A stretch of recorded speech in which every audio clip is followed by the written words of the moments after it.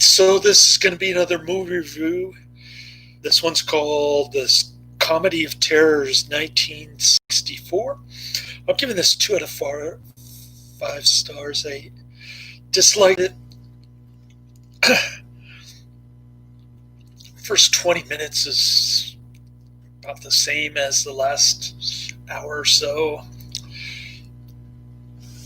As I was saying in my last video, the only funny parts are when Joyce, Jameson, is singing high pitched, and bottles start breaking, pops start coming out of the bottles, and faces break, flowers wilt. That part was funny. The rest of the movie really stank. This is going to be another AIP horror comedy. It gets a pretty high 6.7 out of 10 on IMDb. 5,105 ratings, which is very high on IMDb. What else did I see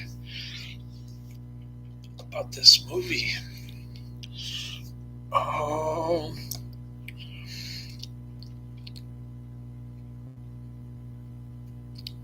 Yeah, it's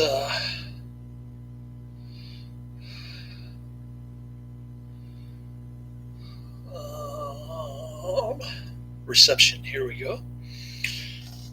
Okay, it's AIP flick. TV Guide said it was shot in 20 days on a 12-hour-a-day shooting schedule. TV Guide also awarded the film 2 out of 5 stars, so we're kind of on the same wavelength here with the TV Guide review. Vincent Price plays a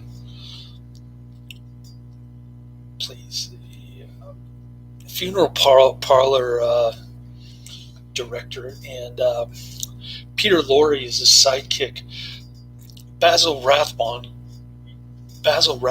keeps threatening to kick him out because he's late on his rent,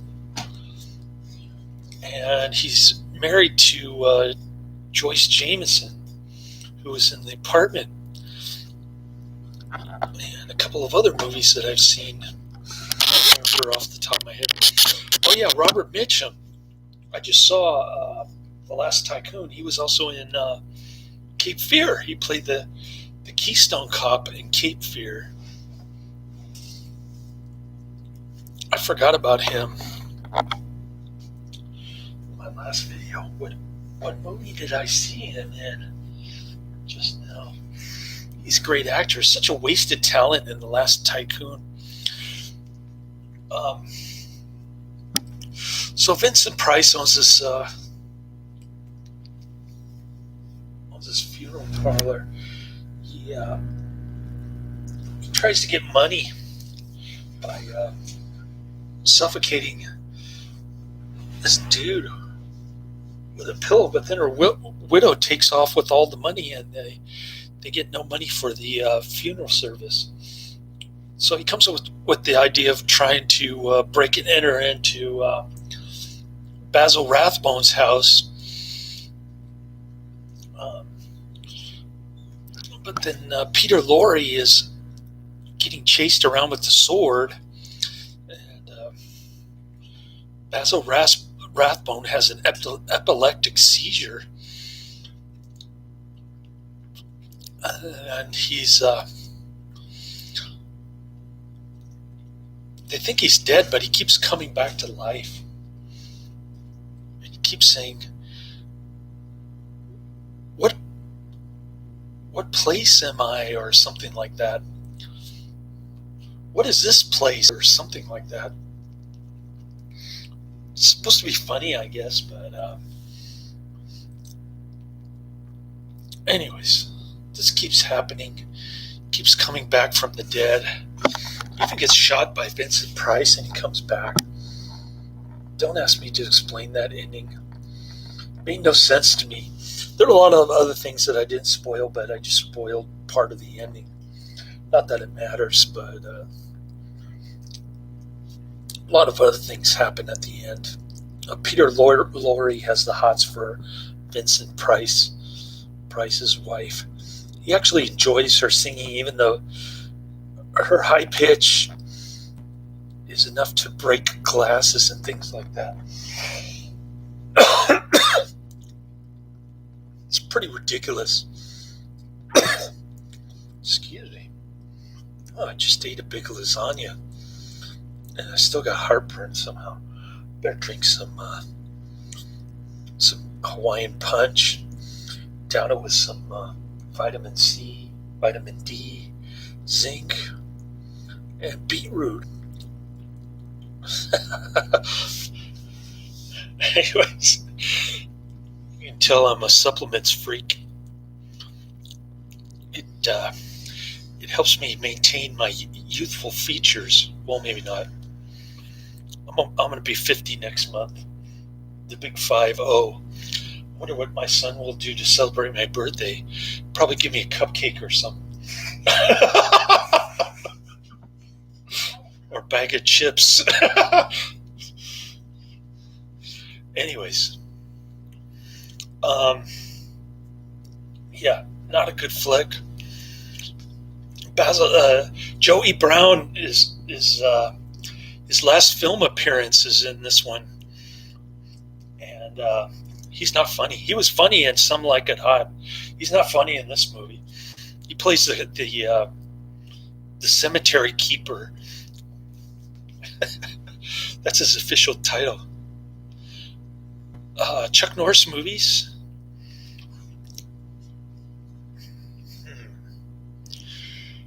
When did I see my first Chuck Norris movie? Probably 2003. So I was about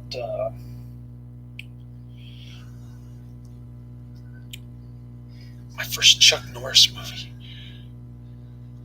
Yeah. I think I saw my first Chuck Norris movie was he in Enter the Dragon? I can't remember. 2003. How old was I? 33? Van Damme? Probably around the same time I saw Bloodsport and Cyborg. I was about 33. I watched all these movies on video before. I never seen them on the big screen. I rent them from Netflix, and yeah, that's about it.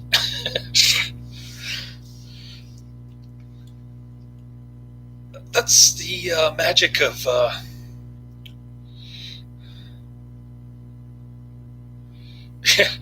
yeah, that's the magic of DVDs. I can watch stuff that I never got to see on the big screen. Pretty cool. Although I did see a lot of other types of movies on the big screen, not action movies, but or canon. I don't think I've ever seen a canon movie on the big screen. I guess I wasn't into it until 90s. Yeah, there you go. 90s when DVDs started coming out. That was when I started getting into canon. But I never got around to actually watching it until maybe 8 years later. I just started adding them to my Netflix queue and slowly going through them because my former coworker was making me watch Magnum PI and Happy Days, so I was kind of stuck watching that. Documentaries. I'll have to look those up. I haven't seen those. I haven't heard about them. You're the first one to tell me. I'll have to look it up and see if I can find it on Netflix or YouTube. We'll see how that goes. But anyways. Oh, it's on YouTube. Cool. I just added another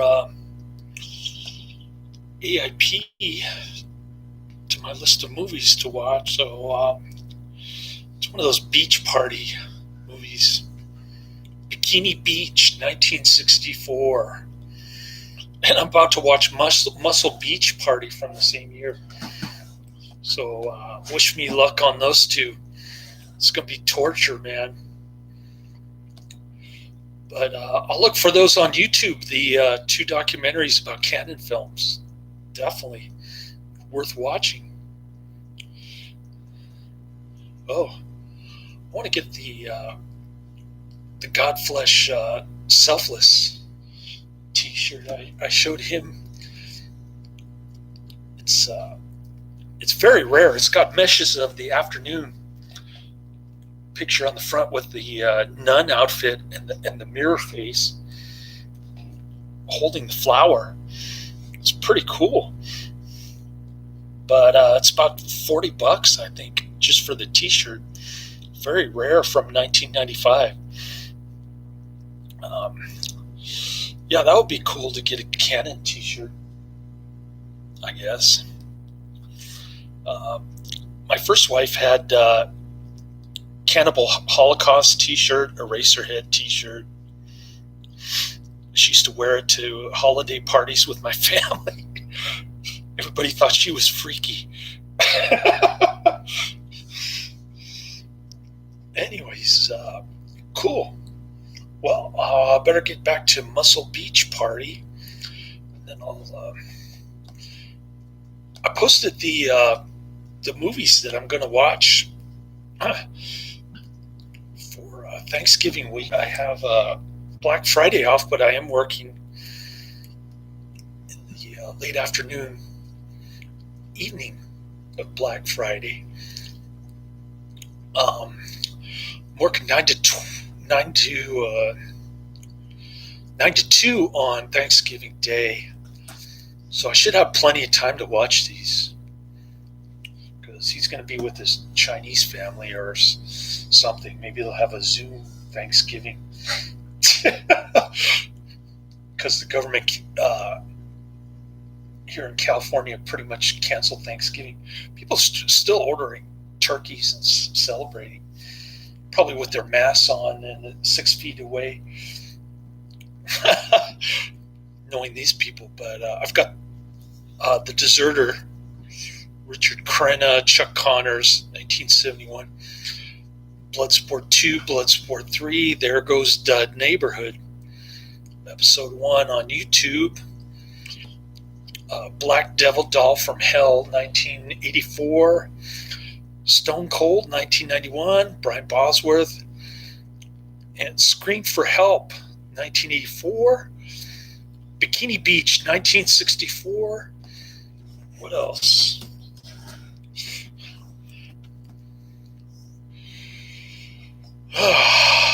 Looking at my Netflix queue, this takes forever.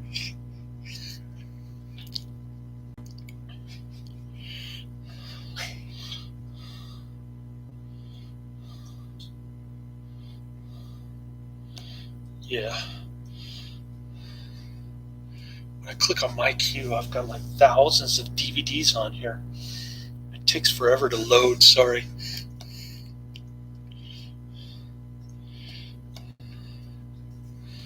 But I can tell you right here what's coming up down the pike. I know you had that question on my last video.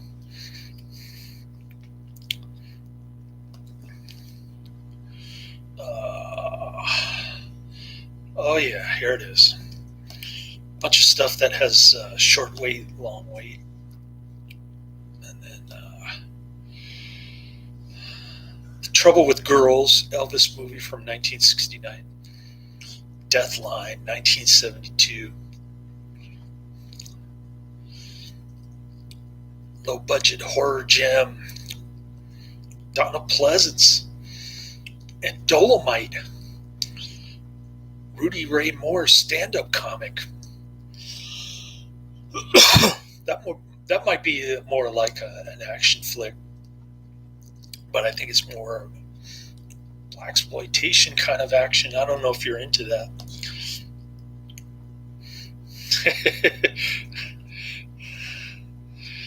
Oh, Brian Bosworth? I remember him as a football player. I don't remember him as an actor.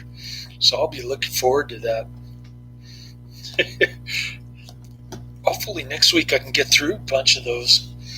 I've got so much time on my hands. I'm only working 5 hours instead of 13, 14 hours next week. So lots of time to catch up on watching and reviewing for your viewing displeasure. Anyways, that's my review. I'm gonna finish up my lasagna. Hopefully get through this Muscle Beach party thingy. Laters.